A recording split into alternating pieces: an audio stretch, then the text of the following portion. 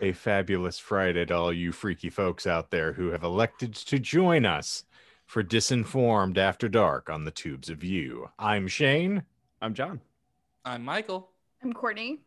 And we are so happy to have you back for the companion video cast to the Disinformed podcast, our glorious little show that escapes from your preferred podcast providers every single marvelous Monday. Fleas, in fact, like ticks on a dog. In any event, what we typically do here is we will try to decompress after our shows proper, and we'll, bandy about a little bit of nonsense based on the show that has just been recorded, and we will dive into Chuck Klosterman's glorious hypotheticals. And so this evening, however, we have some very tasty fare that John has elected to offer up for all of our consumption. And I believe the exact quote was, "We are going to watch someone get the soul slapped out of their body."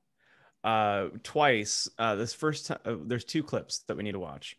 Clip that. The first one, yes. The first one we told at the end of the episode proper. So this is the Twisted Tea clip. So we'll watch this one first, and then we can kind of see how you guys feel about it while I get the other clip prepped. This is not going to have any audio because, again, this guy is just a piece of shit. You're gonna see it. There's big words. And I already. Okay. John has lost the clearinghouse for the evening. All right. Are you seeing what I'm seeing? Yeah, he's about to get some TT in his dyes. And how?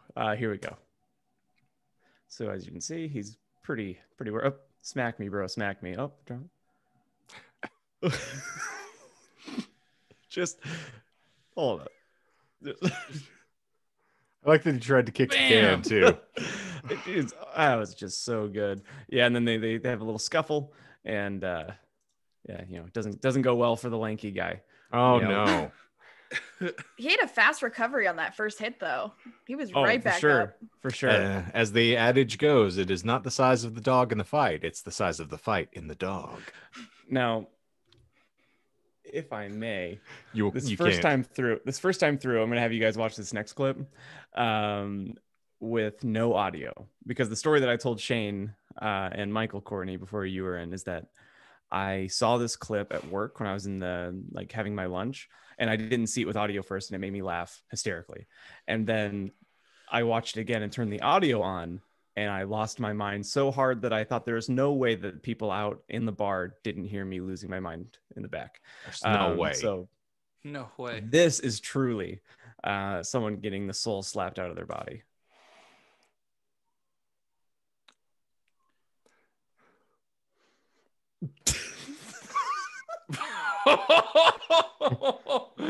I mean, the degree of flourish. Oh my God, he's dead. Bam! I refer to that as kissing it and then sending it.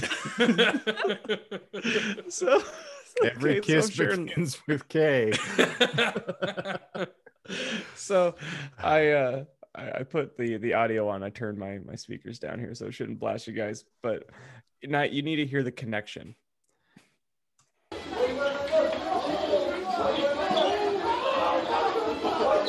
Kiss it and send it, baby. No.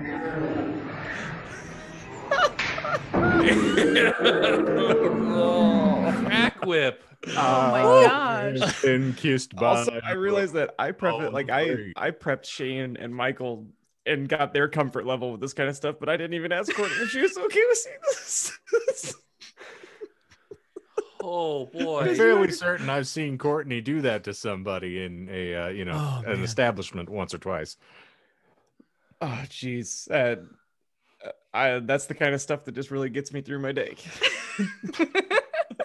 Fair enough. So Michael wants to kill children. You want to watch people just be brutalized in public. The thing is, oh, sorry. No, please. We'll figure out everybody else's kinks as we proceed.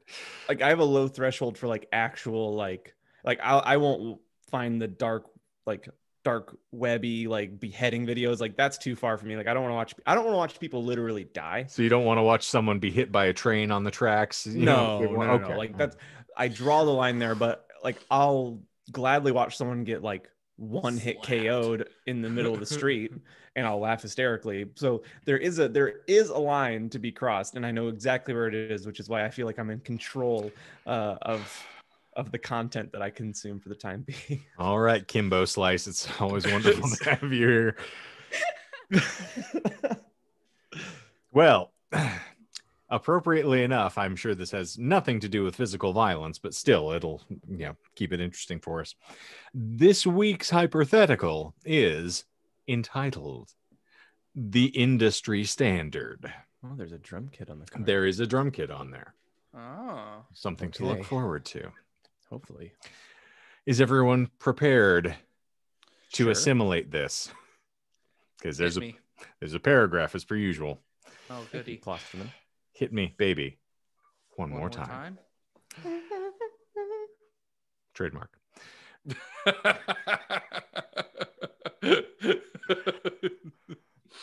You are inside a very peculiar rock club.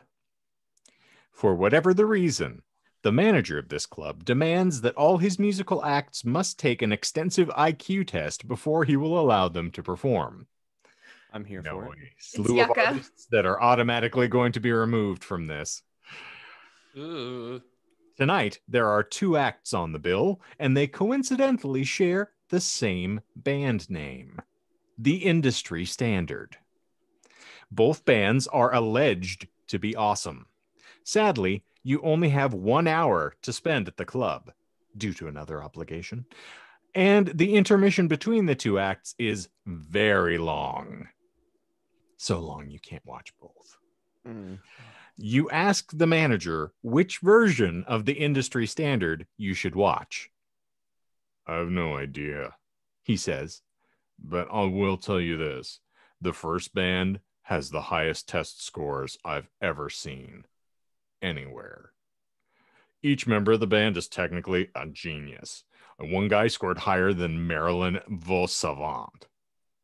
Conversely, the band playing second had some of the worst scores ever recorded. One member might actually be illiterate. However, I halfway suspect they were all drunk and mocking the entire process. I couldn't tell for sure. Which version of The Industry I like this Standard question. do you decide to see? I go for the low. The I've low heard that IQ about test. you. Yeah. I don't know. I feel like the Genius Band would be really boring. Interesting. Why? Yeah. Why would you say that? The same reason that those, like, and I know they're memes and they didn't really happen, but it's the idea of it, of like, I made an AI watch 80 hours of procedurals and then had him write a script, and then you read the script and it's very like cookie cutter, like almost too precise. Like, I feel like if geniuses were making music, they would be approaching it hyper analytically. And I know, like, Okay. my music taste wants to say that that would be good, but I think that you need to have people like me that aren't smart in bands to like have the oddball idea. Like, you have to have people with a little more simple approaches to things. Well, let me Maybe give people you that a can't drive themselves to band practice but have to be dropped off, if you're catching my meaning. well, allow me to give you a counter riposte before we move on to other people's answers, because you are the person to whom, other than Asher, I have heard most frequently go on and on about how much you adore math rock I do. and all of this, and that technically does need to be crafted by someone with an innate and intrinsic knowledge of music theory in order to have the dexterity and the ability Okay. to write material like that. Now, that can go both ways, because technical proficiency can be the Chuck E. Cheese band on acid, otherwise known as Dream Theater or Bentley.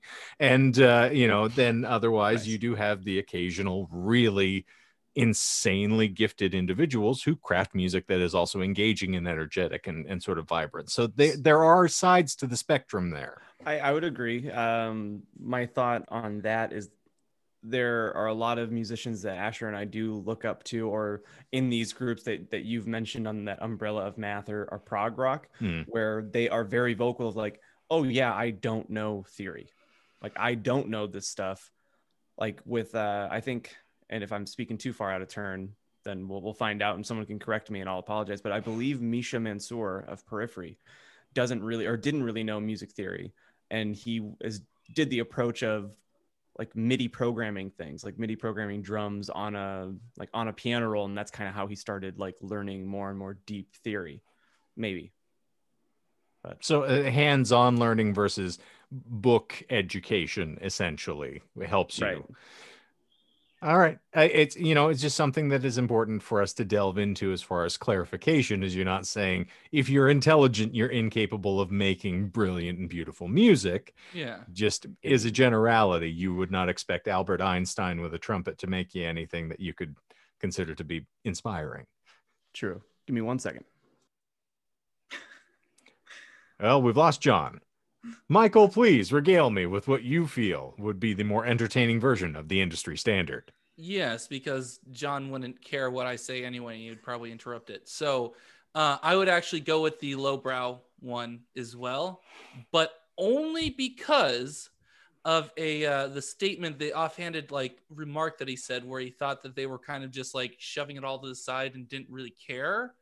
I would appreciate that sort of like kind of like disregard for these inane rules. I feel like that almost seems like more creativity to me. There's also something to be said that is a sign of genius, where you don't have the wherewithal to sit around for somebody else's trying to test you. So yeah, a disregard for unnecessary things that are testing what people think is intelligence. And Courtney. Oh, you guys were expecting like a 10-minute deluge of words. Yeah, sorry, I missed the beginning of that. I figured I'd have like a pretty good chunk. That's why I started. No, my dog was freaking out. I had no idea what was going on. So No, sorry. Good. Could you, Tom Deluge? Yeah. He lives in the forest. The hobbits visit him. Indeed. Bombadillion. Yes. Courtney, please end this. I would say for me, I don't feel like there's a big correlation between IQ and musical ability. I have taken higher level music classes and have read some music theory. And so a lot of the people who struggled to read the music had the best voices. A lot of the people who didn't learn how to read music until they learned how to play chords on the guitar, those people are just as much talented, if not more so, than anybody who's classically trained, if you want to even contribute that back to IQ. So I would go for band 2. That would be, I like the attitude of not taking it seriously, because I don't think, again, that intelligence has anything to do with musical capabilities. Right on. Well, I guess we're going to get to... You and I are agreeing, yeah. Yeah, I think we're going to make it a clean sweep for everybody here. While I will say I have had similar experiences where, by and large, the people who will be adherent to theory and really want to play it as it should be tend to be the ones who suck the soul out of everything and constantly feel the need to justify their perspective on things, where you can learn things just by sort of assimilating it and immersing yourself and learning as you go. And kind of the phrase that I steal very frequently is, if you steal from one person, it's theft. You take from everybody, it's called research. And so it makes matters a little more digestible, and certainly it can speak from a more soulful perspective when you don't feel like you're trapped within what the theory says you have to. Oh, well, those chords relate, so you can't change anything up. We've got to stick with rote. Now, this is also a big assumption on most of our parts, that just because they're intellectual individuals, they're going to be adherent to theory, and this is how their band's going to be put together.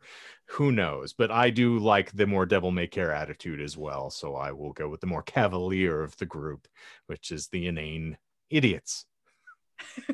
Yeah. Another thing to think about is like, and you, Shane or John, can correct me, but a lot of venues kind of get the same sort of style genre, musical genre. No, not at all.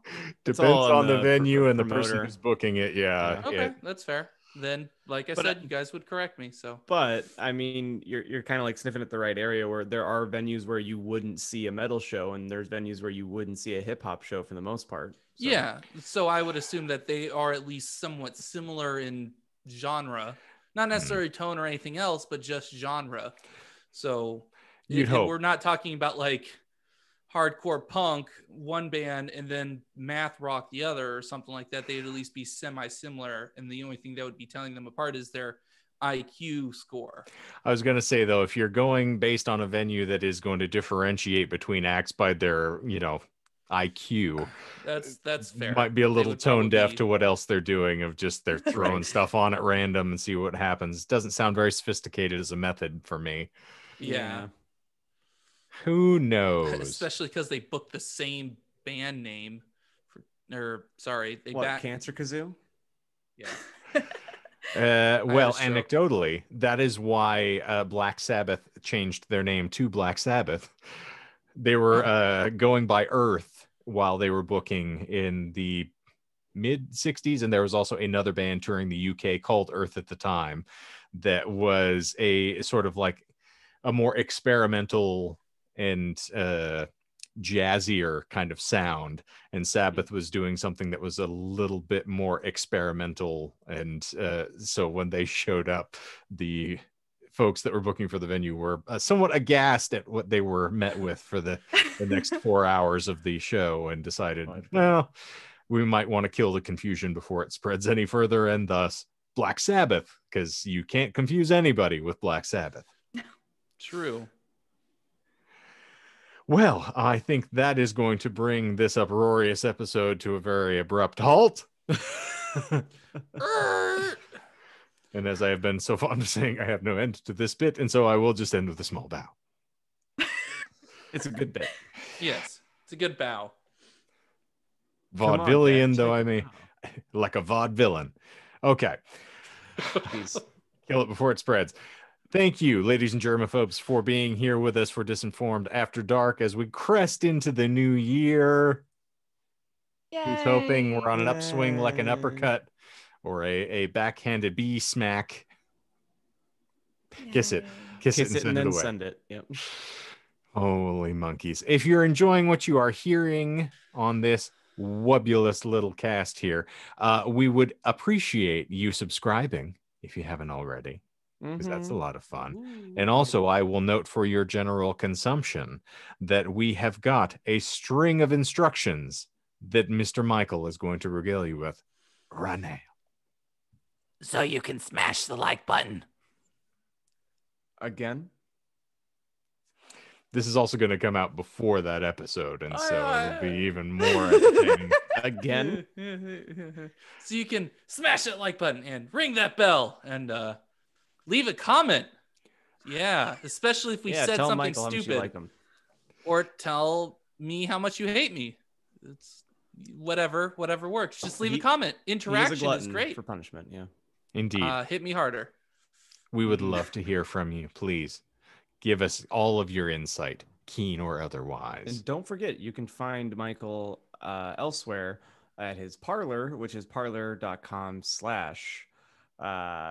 cucked by God, Patriot One. Also, he is starting an OnlyFans, which is onlyfans.com/daddy. That's not my daddy, where he goes around to children in public and just informs them, that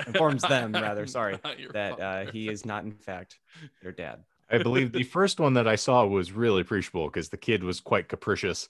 And so as Michael said, I'm not your daddy, he said, thank God. That's usually how they respond with a whew. I really liked episode 4 where he walked up and told that worker, like, I am not your daddy. And they're like, sir, this is a Wendy's. Like you're treating OnlyFans like it's episodic. I think Michael would approach it episodically. I probably would. Oh, man. Episode 0. Here's my feet. Episode 1. Michael, the Tarantino of OnlyFans. Chapter 1. Thank God. Oh, I would call them chapters instead of episodes just to sound even more pretentious.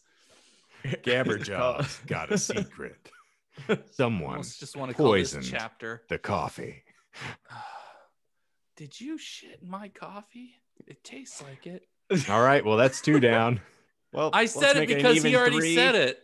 2 + 1 = 3 shits. Nope. I did. Courtney and I are just going to abstain for this episode. Wow, how wholesome. What hole are you talking about? This is made for children, damn it. No, it's not. This is explicitly made for and about children. Oh my goodness. No, it isn't. 6 to 10 is our target demographic. YouTube algorithms, do not hear them, please. We're not the love talking of about everything. Michael's OnlyFans. That's neither Bleep, here bloop, nor there. Bloop, bloop. That's me talking to the algorithm to bump this post. This post. And the Bump this next post, chapter. please. All right.